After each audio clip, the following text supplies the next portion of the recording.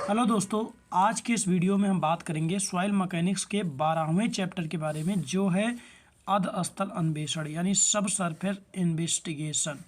ठीक है, ये सॉइल मैकेनिक्स का लास्ट चैप्टर है हमारा। ठीक है, इसके बाद एक लेक्चर और आएगा जो मैराथन क्लास होगा, जिसमें हम सारे चैप्टर को डिस्कस करेंगे 1 से लेकर 12 तक। ठीक है, तो अधस्थल अन्वेषण क्या होता है इसके बारे में डिस्कस करते हैं। ठीक है, इन्वेस्टिगेशन माने मतलब होता है खोज करना। ठीक है, सब सरफेस मतलब सॉइल की जो सैंपल होता है, सॉइल के सैंपल को लेकर उसके बारे में जानते हैं कि सॉइल में क्या क्या चीज़ें हैं। ठीक, अधस्थल की जांच का अर्थ मृदा की तकनीकी जांच है, टेक्निकल इन्वेस्टिगेशन है। ठीक है, टेक्निकल मृदा की टेक्निकल इन्वेस्टिगेशन है। ठीक है, अधस्थल किसी भी प्रकार की संरचना की नींव समानता मृदा पर ही बनती है। संरचना का संपूर्ण भार अंतिम रूप से मृदा को ही वहन करना पड़ता है। उस संरचना की सफलता पूर्ण रूप से नींव के नीचे की मृदा पर निर्भर करती है। अतः किसी भी निर्माण कार्य को शुरू करने से पहले अथवा उसके अभिकल्पन को अंतिम रूप देने से पहले यह जानना आवश्यक है कि संरचना का भार पड़ने पर नींव के नीचे की मृदा का व्यवहार कैसा रहता है। इसलिए उस स्थान विशेष एवं उसके आसपास की भूगर्भीय व द्रवीय सर्वेक्षण तथा मृदा संबंधी पूर्ण जानकारी प्राप्त करना आवश्यक है, क्योंकि इन्हीं सब सूचनाओं पर किसी भी संरचना का विकल्पन और उसकी निर्माण विधि निर्भर करेगी। साधारणतः मृदा की अधस्थल खोज समय व धन के अभाव में आधार पर टाल दी जाती है, परंतु इन दशाओं में देखा गया है कि निर्माण में आने वाला कुल व्यय काफ़ी अधिक रहा तथा इसके बाद भी संरचना का निर्माण नष्ट हो गई या उसके रखरखाव पर बहुत अधिक खर्चा आया। कोई भी बचत सुरक्षा की कीमत पर नहीं होनी चाहिए। इस कारण अधस्थल खोज किसी भी महत्वपूर्ण संरचना के लिए आवश्यक है।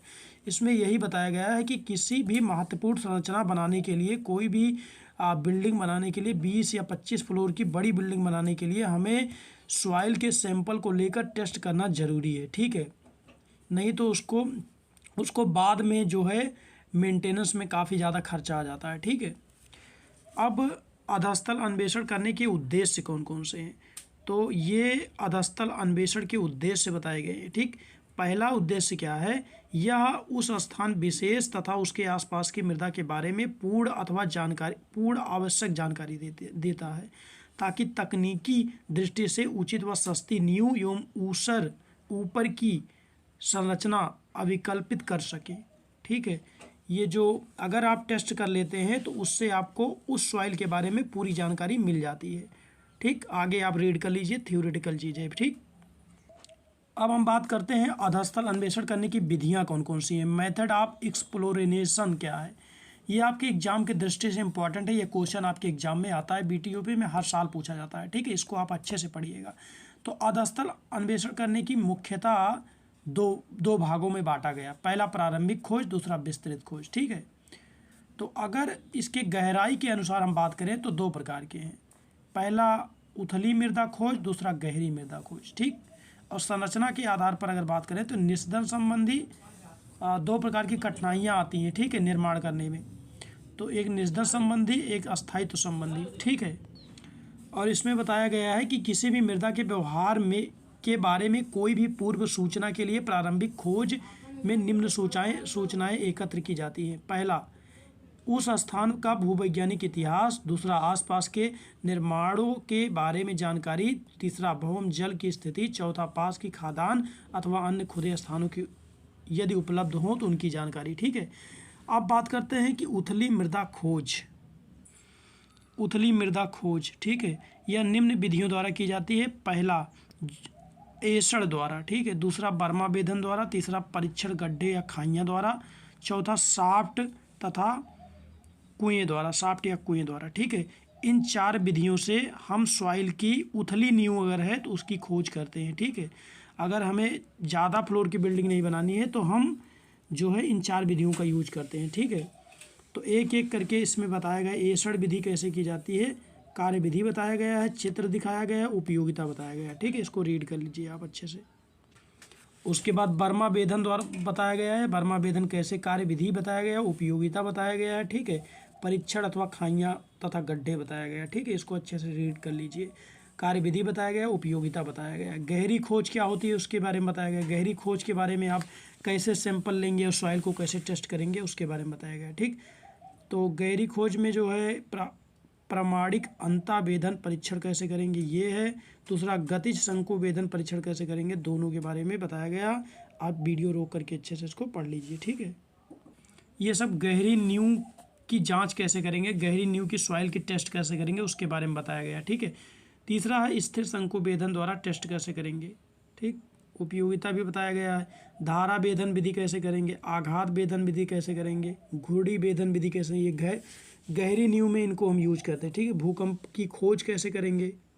ठीक, उसके बाद हम बात करते हैं अधस्थल खोज बिंदुओं की स्थिति व दूरी।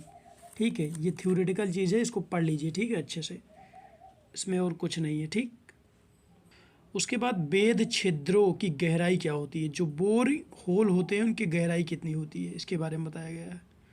जो बोर छिद्र होते हैं उनकी गहराई 6 बातों पर निर्भर करती है। पहला, संरचना की किस्म पर, दूसरा संरचना का कुल भार पर, तीसरा संरचना का आकार पर, उस स्थान की मृदा की किस्म पर। ठीक है, उस स्थान की मृदा की परिच्छेदिका पर, मृदा के गुण पर। ठीक है, उसके बाद ये आपके एग्जाम की दृष्टि से इम्पोर्टेंट है, मृदा के नमूने यानी सॉइल सैंपल। सैंपल उसे कहते हैं जब हम सॉइल के एक पार्ट को लेते हैं, एक लेयर से एक पार्ट को लेते हैं, उसके बाद उसको लैब में जाकर टेस्ट करते हैं, वो क्या सैंपल कहलाता है। जितनी मृदा हम टेस्ट करने के लिए लेते हैं वही एक सैंपल कहलाता है। ठीक है, और ये आपके एग्जाम में पक्का आएगा 2022 में, 100% श्योर हूँ। ठीक, तो इसको पढ़ लीजिए आप। अप्रतिनिधि नमूना क्या है, प्रतिनिधि नमूना क्या है, अक्षुब्ध नमूना क्या है, एक एक करके इसको आप रीड कर लीजिए। ठीक है, ये इम्पॉर्टेंट है।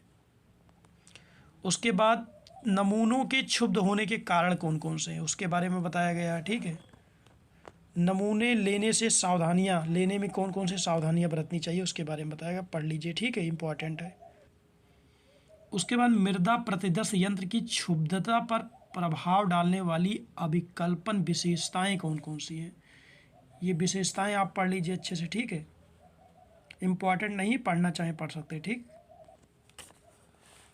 उसके बाद मृदा प्रतिदर्श क्या होता है, सॉइल सैंपलर क्या होता है उसके बारे में बताया गया, कैसे लेते हैं उसके बारे में बताया गया। 3 तरीके से हम सॉइल सैंपल लेते हैं। पहला, वाल्व युक्त प्रतिदर्श यंत्र द्वारा, दूसरा अस्थायी पिस्टन प्रतिदर्श यंत्र द्वारा, तीसरा घूर्णी प्रतिदर्श यंत्र द्वारा। इन 3 तरीके से हम जो है अपने सॉइल के सैंपल को लेते हैं। ठीक, एक एक करके वर्णन किया गया है, आप इसको वीडियो रोक करके अच्छे से पढ़ लीजिए। पहला है वाल्व युक्त प्रतिदर्श यंत्र। ठीक, इसमें क्या करते हैं, हम सॉइल के सैंपल को लेते हैं। ठीक है, उसके बाद पिस्टन प्रतिदर्श यंत्र। ठीक है, वीडियो रोक करके अच्छे से इसको समझ लीजिए। ठीक, सॉइल के सैंपल को कैसे लेते हैं इसमें। तीसरा है घूर्णी प्रतिदर्श यंत्र। ठीक है, 3 विधियां हैं जिससे हम सॉइल के सैंपल को लेते हैं। उसके बाद नमूनों का रख रखाव कैसे करते हैं उसके बारे में बताया गया। ठीक है, नमूने जो लेते हैं उसकी सुरक्षा कैसे करते हैं उसके बारे में बताया गया है। ये अच्छे से आप वीडियो रोक करके पढ़ लीजिए। ठीक है, थ्योरेटिकल चीज़ है बिल्कुल। ठीक है, इसको अच्छे से चित्र दिया गया है, डायग्राम बनाया गया है। बर्मा वेदन का डायग्राम ऐसा होता है। ठीक है, ये सारे डायग्राम दिए गए हैं, इसको अच्छे से समझ लीजिए। ठीक है, तो इस प्रकार से आपका ये ब्राह्मण चैप्टर भी एंड हो गया। ठीक, ब्राह्मण चैप्टर एंड हो गया। अब 12 चैप्टर एंड हो गए। ठीक है, और जहाँ तक बात है हमारा 1 से लेकर 12 तक चैप्टर की, सारे चैप्टर की अलग अलग वीडियो मैं अपने चैनल के प्लेलिस्ट में डाल दिया हूँ, वहाँ से आप देख सकते हैं। ठीक है, और अब एक वीडियो आएगी जो मैराथन होगी चैप्टर 1 से लेकर चैप्टर 12 तक, जिसमें हम सभी चैप्टर के बारे में डिस्कस करेंगे। और एक बात, अगर ब्राह्मण चैप्टर में आपको कोई कन्फ्यूजन है और कोई चीज़ टॉपिक नहीं समझ में आ रहा तो कमेंट बॉक्स में कमेंट कर देना, उसका अलग से वीडियो में बना के डाल दूँगा। ठीक है, और आने वाले नेक्स्ट लेक्चर में हम बात करेंगे किसके, इसका एक जो है मैराथन क्लास आएगा, उसमें हम पूरे चैप्टर को कवर करेंगे एक वीडियो में। ठीक है, 1-1.5 घंटे का वीडियो होगा, लेकिन उसमें हम सब कुछ कवर कर देंगे। ठीक है, तो आज के इस वीडियो में बस इतना ही, मिलेंगे नेक्स्ट वीडियो में। तब तक के लिए हमारे चैनल को सब्सक्राइब कीजिए, इस वीडियो को लाइक कीजिए। जय हिंद, जय भारत।